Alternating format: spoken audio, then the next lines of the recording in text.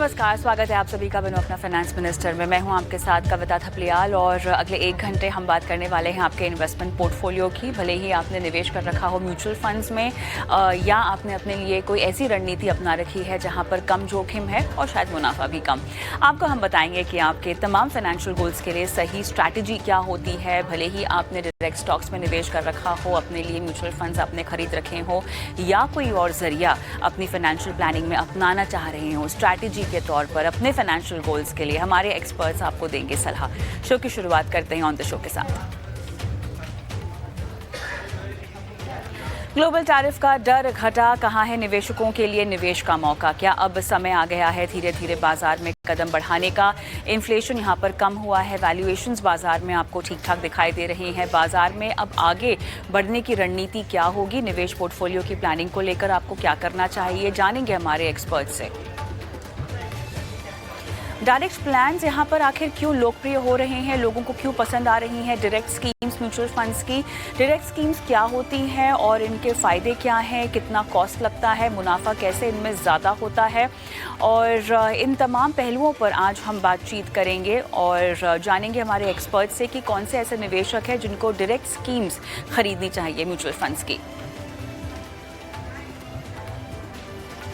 5 साल में रिटायरमेंट और क्या करना चाहिए इसके लिहाज से आपको अपने पोर्टफोलियो में, और कैसे इक्विटी एक्सपोजर आपको कम करना चाहिए जैसे जैसे अपने फाइनेंशियल गोल्स के आप नज़दीक जा रही हो। यूलिप खरीदें या अपने लिए टर्म प्लान ले, क्या आपको पर्याप्त इंश्योरेंस कवर मिल पाएगा? उतार चढ़ाव बहुत है बाजार में, आपके स्मॉल कैप एक्सपोजर में आपको कितनी कमी करनी चाहिए? किन फंड्स में आपको एग्जिट रणनीति भी अपना लेनी चाहिए, जानेंगे हमारे एक्सपर्ट से शो में आगे। और अगर आप भी अपने सवाल हम तक पहुंचाना चाहते हैं, अगर आप भी चाहते हैं हम आपकी लाइफ फाइनेंशियल प्लानिंग करें, तो अपने सवाल आप पहुंचा सकते हैं हम तक। 9619873567 हमारा व्हाट्सएप नंबर है जहां पर आपके सवालों का हमें इंतज़ार रहता है। और सोशल मीडिया पर अगर लाइव देख रहे हैं तो अपने सवाल जो हैं आप हमें यूट्यूब के कॉमेंट बॉक्स में भी छोड़ सकते हैं। 9619873567 हमारा वो नंबर जहाँ पर आपके सवालों के हम देते हैं आपको जवाब।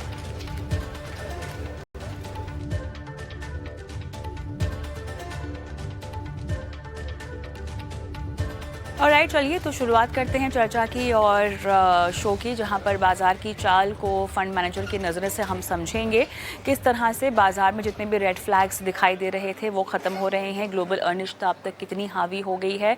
केतन गुजराती फंड मैनेजर हैं इक्विटी क्वांटम एमसी के, हमारे साथ जुड़ गए हैं। आपका बहुत बहुत स्वागत है केतन हमारी इस पेशकश में। और क्लियरली बाज़ार की जो चाल है वो काफ़ी हद तक हमारे घरेलू फ्रंट पर स्ट्रॉन्ग दिखाई दे रही है। तिमाही नतीजे भी मेरे ख्याल से अब आना ख़त्म हो चुके हैं और अब सभी को इंतज़ार रहेगा कि किस तरह से फ़ंड मैनेजर्स अपने एलोकेशंस को देखते हैं। आपकी ईएमसी के तौर पर अगर मैं कुछ आउटलुक समझना चाहूँ तो बाज़ार को लेकर किस तरह की कमेंट्री आप दे रहे हैं? सबसे पहले आपने तो बात सही कही कि टैरिफ जो उसका जो फियर था वो अभी ऐसा नजर आ रहा है कि जितना शुरू में नंबर्स आंकड़े आए थे उस हिसाब से काफी कम आंकड़े आए हैं जब ट्रम्प ने इसे विड्रॉ किया। उसके अलावा आप अगर इंडिया का मैक्रो जो इकोनॉमिक बैकड्रॉप देखेंगे वो हमेशा से स्ट्रांग रहा है, और आप देखेंगे चाहे वो रिसेशन हो या कोविड हो, तुरंत अपना जीडीपी ग्रोथ जो है 6 से 6.5% के बीच में तुरंत रन रेट पे आ जाता है। सो ये एक आपको कॉन्फिडेंस देता है कि जो स्ट्रक्चरल मजबूती है इकोनॉमी में वो कहीं कम होती नजर नहीं आती। उसके अलावा ये भी इम्पोर्टेंट है दैट जो इंटरनल हमारी जो इकोनॉमी है वो अंदरूनी शक्ति है उसमें, जैसे कि कंजम्पशन जो बेसिकली जो हमारा पॉपुलेशन है उसमें अंदरूनी कंजम्पशन जो होता है, जो ग्लोबल इम्पैक्ट उससे नहीं होता है, और इसी वजह से हम लोग तुरंत रिकवर हो जाते हैं। सो उसी पार्लांस में हम देखेंगे तो ऑफ लेट जो पिछले 2-3 क्वार्टर में एक स्लो डाउन जो नजर आया हमें अर्बन लेवल पे, वो थोड़ा सा एक स्ट्रेस पॉइंट बना रहा बाजार के लिए, इसीलिए थोड़ा सा करेक्शन भी देखा हमने। बट अभी सोच ये है दैट गवर्नमेंट का सपोर्ट थोड़ा जारी है। अगले 2 क्वार्टर्स के बाद हम देखेंगे दैट गवर्नमेंट का जो स्पेंडिंग वापस जब बरकरार रहेगा, नंबर 1। नंबर 2, गवर्नमेंट ने काफी टैक्स कट जो दिया है, जो 1 लाख करोड़ तक का जो इनकम है जो इन्वेस्टर्स निवेशकों के हाथ में आएगा, जो कि वो खर्च कर सकते हैं या बाजार में निवेश कर सकते हैं, दूसरी और तीसरी चीज, मतलब अभी जो 8th पे कमीशन जो अनाउंस होगा, जो 26-27 में उसका बेनिफिट दिखेगा, ये सब चीजों की वजह से हमें लगता है कि बाजार जो है अभी नेक्स्ट 1 ईयर या 18 मंथ आगे देख रहा है। वो अभी के दो नजरअंदाज कर रहा है जो 2-3 क्वार्टर के जो नतीजे हैं। और हम भी उसी क्षेत्र में देख रहे हैं दैट आफ्टर 2 साल या 3 साल के भीतर हमें क्या दिख रहा है, और वहां पे अगर तेजी है तो हम लोग निवेश किए जा रहे हैं। मुझे जानना है कि आपका सेक्टर्स पर किस तरह का व्यू बनता हुआ दिखाई दे रहा है। देखिए, बीएफएसआई मेरे ख्याल से एक ऐसी स्पेस है जो तमाम फंड मैनेजर्स को बहुत पसंद आ रही है। ऐसे में इसके साथ साथ कंज्यूमर डिस्ट्रीज जो एक और सेक्टर है जो बहुत पसंद आ रहा है, डिफेंस, रेलवे जैसे कुछ सेक्टर जहाँ पे हमने ऑलरेडी अच्छा खासा रनअप दिखा हुआ है। बतौर फंड हाउस आप किन सेक्टर्स को अब देख रहे हैं आने वाले समय में, जहाँ पर आपको काफ़ी ज़्यादा आकर्षण और विकसित भारत, क्योंकि मेरे ख्याल से एक बहुत बड़ी थीम है जहाँ पर खेला जा रहा है, और इवन मूवमेंट अगर हम देखें, स्टॉक स्पेसिफिक मूवमेंट देखें, कंपनी के हिसाब से देखें, डिफेंस ले लीजिए, रेलवे ले लीजिए, कौन कौन से पॉकेट्स हैं जो आपको दिलचस्पी दिखा रहे हैं यहाँ पर? सही फरमाया कि बीएफएसआई एक काफी अट्रैक्टिव सेक्टर है। आप देखेंगे तो private banks, life insurance company, general insurance companies, ये कंपनीज में काफी ग्रोथ पोटेंशियल बाकी है। तो विकसित भारत की तरफ मुड़ते हुए आई एम श्योर कि ये सेक्टरों में काफी बढ़ोतरी आएगी, क्योंकि ये sectors in a way linked है पूरे इकोनॉमी से। जैसे आप बैंक ले लीजिए जो सब सारे सेक्टर्स को फंड करता है, वैसे ही जनरल इंश्योरेंस ले लीजिए जो ऑटो सेक्टर, हेल्थ सेक्टर उनको फंड करता है। और लाइफ इंश्योरेंस में भी हम देखते हैं दैट जैसे जैसे इनकम आमदनी बढ़ती है लोगों की, वो निवेश करते हैं इंश्योरेंस पॉलिसीज में। सो ये डेफिनेटली एक स्वीट स्पॉट रहा है हमारे लिए भी। हम लोग भी इस सेक्टर में काफी निवेश कर रहे हैं। दूसरा सेक्टर जो है वो हमें अच्छा लगता है, वो आईटी अच्छा लगता है। तो कंपनी का क्वालिटी काफी अच्छा है, कैश फ्लो जनरेशन अच्छा होता है, डिविडेंड पे आउट काफी अच्छा है। और अभी आप अगर देखेंगे तो काफी सेक्टरों में अभी जो वैल्यूएशन है वो थोड़े महंगे स्तर पर चल रहे हैं। तो उस कॉशन के लिए हम लोग ने कुछ फंड में ऐसी रणनीति रखी है जहां पे हम लोग का आईटी और एफएमसीजी की तरफ ज्यादा इन्वेस्टमेंट रहा है। पर थोड़ा वैल्यूएशन सपोर्ट नहीं करते ये भी, लेकिन हम सोचते हैं कि अभी थोड़ा बैकफुट पे रहना चाहिए। अभी सिक्सर्स और बड़े शॉट्स मारने की जरूरत नहीं है। तो उस हिसाब से हमें लगता है IT, to some extent FMCG और ये सेक्टरों में निवेश बना रहना चाहिए। उसके अलावा बाकी जब सेक्टरों की बात करें तो उसमें एक नीश कंपनीज होंगी, जैसे आला कंपनी में आप कर सकते हैं, पर एक पूरा सेक्टर कॉल नहीं ले सकते। जैसे कि हमारी थोड़ी निवेश रह चुकी है सीमेंट में, फिर थोड़ी हद तक कंज्यूमर ड्यूरेबल्स में, टेलीकॉम में। पर जैसे मैंने कहा, आप एक पूरा सेक्टर व्यू नहीं बना सकते उसमें, बट आप आला कंपनी में निवेश तो कर ही सकते हैं। अब सवाल यहाँ पर यह है कि अक्रॉस अगर हम मार्केट कैप्स देखें तो आपको वैल्यूएशंस कैसे दिखाई दे रहे हैं? खासतौर से अगर मैं स्मॉल कैप्स की बात करूँ तो यहाँ पर क्या आपको लग रहा है कि पूरी तरह से जितना करेक्शन हो जाना चाहिए था वो हो चुका है? क्योंकि अगर हम पूरी कैटेगरी की परफॉर्मेंस देखें और लोगों के पोर्टफोलियो में स्मॉल कैप फंड्स की परफॉर्मेंस देखें तो देखिए उसमें 10 से 18% तक की गिरावट हमने इस ही कैलेंडर ईयर की शुरुआत से लेकर अब तक देखी हुई है। और सरप्राइजिंग नहीं है, क्योंकि जो लोग बाजार की चाल को जानते हैं वो समझते हैं कि एक दौर जहां पे बढ़िया रिटर्न्स दिए इस कैटेगरी ने, अब हो सकता है कि यहां पर उतार चढ़ाव भारी आपको दिखाई देगा। लेकिन क्या करेक्शन और बाकी है? अगर मैं स्मॉल कैप स्पेसिफिक बात आपसे पूछना चाहूं, कौन कौन से ऐसे क्षेत्र हैं जहां पर आपको लगता है कि अभी भी थोड़ी सी गिरावट आ सकती है? और शायद जो तिमाही नतीजे आए हैं वो इस बात का सबूत देते हैं कि शायद करेक्शन और आ सकता है। आई मीन डिपेंड करता है कि आप किस सेक्टर की बात कर रहे हैं और किस पॉकेट की बात कर रहे हैं स्मॉल कैप में। कितन? जी, सही फरमाया। स्मॉल कैप में हालांकि क्या हुआ है दैट पिछले 3-4 साल के रिटर्न्स काफी उम्दा रहे हैं, और इस वजह से काफी फ्लो स्मॉल कैप की तरफ मुड़े हैं, और इस वजह से वैल्यूएशंस थोड़े अनकंफर्टेबल जरूर है। बट मैं ऐसे कहूंगा कि आपका पहले तो टाइम होराइजन क्या है, नंबर एक, और आप अगर इसे एसआईपी के फॉर्म में इन्वेस्ट करते रहे तो इसमें कुछ ज्यादा इशू नहीं आएगा। कमिंग टू वैल्यूएशन, अभी इसमें वैल्यूएशन आप ऐसे देखेंगे तो तेरा कम से कम मुझे लगता है जैसे एमफी डिसाइड करता है कि कौन से कंपनी स्मॉल कैप है, वो 250 के नीचे वाली सारी कंपनी स्मॉल कैप है। तो मैं समझता हूँ आप अगर सिर्फ लिक्विड स्पेस देख ले तो 750 कंपनीज हम कहेंगे कि स्मॉल कैप कंपनीज है, जिसमें लिक्विडिटी भी काफी हद तक है। उनमें आपको एक पोर्टफोलियो बनाना जैसे 20-25 स्टॉक का, वो फिजिबल है। ऐसा मैं नहीं जानता हूँ कि पूरे 750 कंपनीज एक्सपेंसिव होंगी या वो रिटर्न नहीं बनाएंगी। पर मैं ऐसा समझता हूँ कि आप अगर थोड़ा और रिसर्च करें, थोड़ा उसके भीतर जाए और पता करे कि किस कंपनीज का बैलेंस शीट स्ट्रांग है, किसमें लॉन्ग टर्म ग्रोथ है। भले 1-2 साल का ग्रोथ फैक्टर हो चुका है प्राइसिंग में क्योंकि स्टॉक्स बड़े हुए हैं, लेकिन 5 साल 7 साल के हिसाब से अगर उसमें काफी ग्रोथ पोटेंशियल है, आप उसे उन्हें जोड़ सकते हैं। हम हमारे स्मॉल कैप में अगर हम हमारे फंड में देखें, हमने ऑटो एंसिलरीज में एडिशन किया है, क्योंकि ऑटो एंसिलरीज एक ऐसा सेक्टर था जिसमें ज्यादा वैल्यूएशन हाई नहीं थे पिछले 2-3 साल में, उसमें खास रिटर्न बना नहीं है।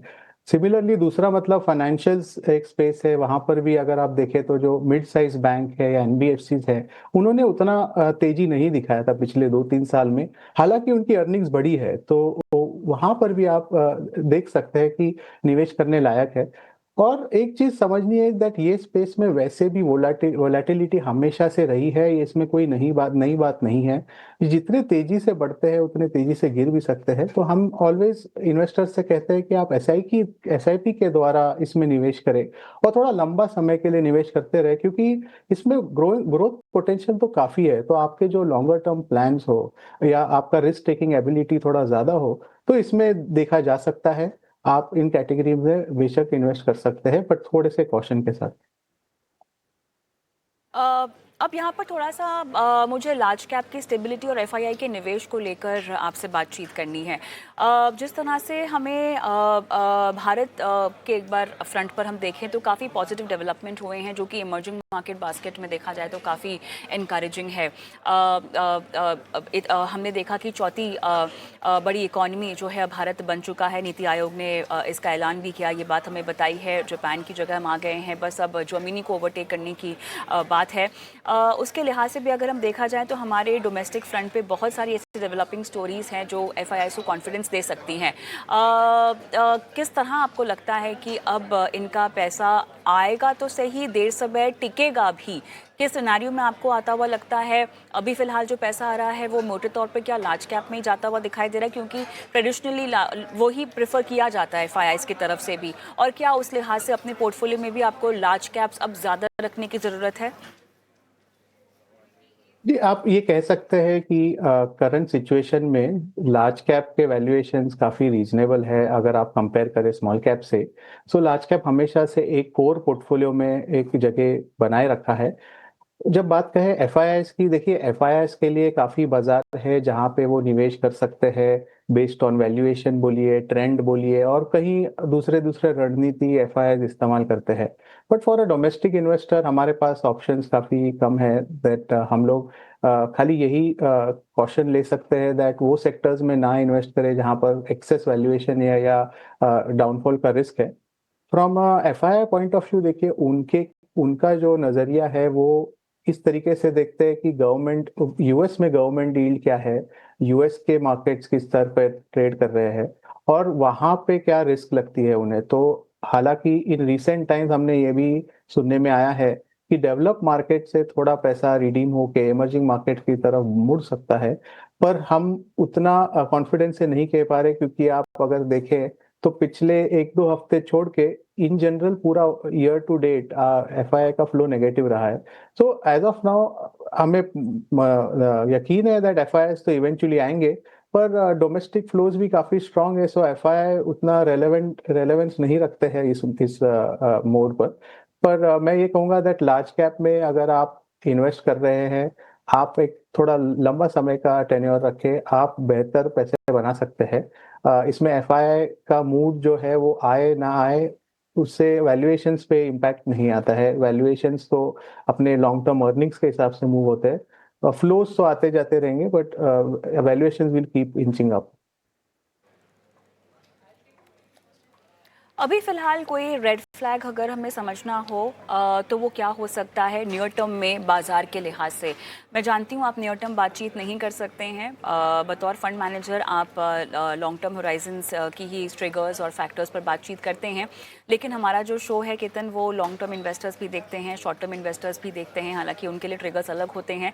लेकिन इवन इफ आप एक लॉन्ग टर्म इन्वेस्टर हो, बहुत ज़रूरी है कि बाजार के शॉर्ट टर्म और पोजिशनल ट्रिगर्स को समझें, फैक्टर्स को समझें। देखिए मॉनसून यहाँ पर 8 दिन पहले आ चुका है, अगर हम देखें तो ये एक बहुत उम्दा डेवलपमेंट है, लेकिन सवाल ये भी है कि क्या पूरे देश में पूरी तरह से हम इस मॉनसून को आता हुआ देखेंगे, बिकॉज मॉनसून एक बहुत बड़ा ड्राइविंग फैक्टर होगा आने वाले तिमाहियों में, कंपनियों के लिए भी और बाजार के लिए भी।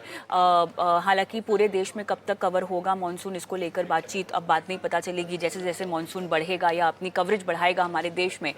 तो वो कौन कौन से ऐसे पॉकेट्स हैं केतन जो पोजिशनली फैक्टर्स के तौर पे आपकी बुक में पहले नंबर पर हैं, प्रायोरिटी पर सबसे ज़्यादा होंगे?